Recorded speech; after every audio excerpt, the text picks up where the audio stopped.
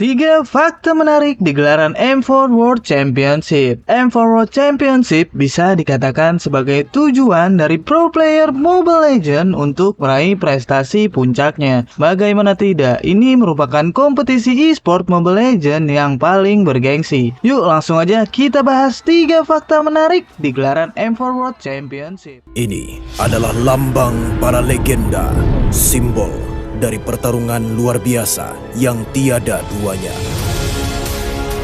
Sebuah kisah tentang suatu masa.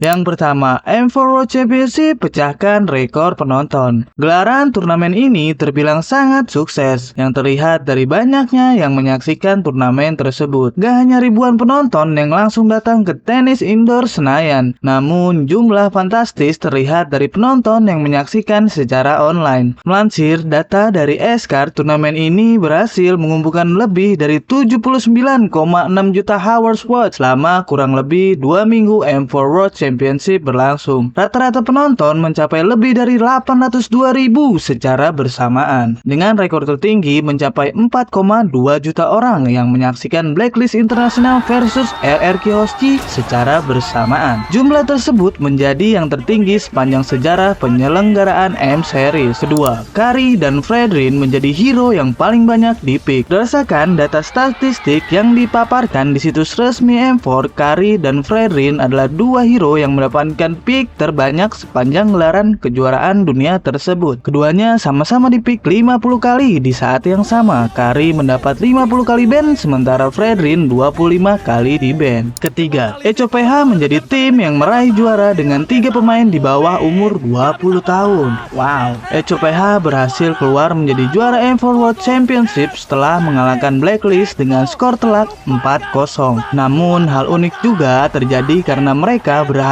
menjadi juara dengan 3 pemain yang memiliki umur under 20. Para pemainnya adalah Sanji 17 tahun di mid lane, Sanford 16 tahun di XP lane, dan juga Kurtizi 19 tahun di mid lane. Kedua pemain yang menjadi roster utama dari tim yaitu Sanji dan Sanford. By the way, Kurtizi kayak Arteezy, apa dia fansnya Arteezy kali mungkin ya. Tidak lupa juga dengan sang pemain yang berhasil mendapatkan gelar juara dunia 2 kali, Kartizi 18 tahun sebagai jungler yang berhasil membawa Filipina menjadi back-to-back champion. Itu dia 3 fakta menarik yang terjadi pada M4 kemarin. Kalau kalian ada yang mau nambahin, langsung aja komen di bawah yuk.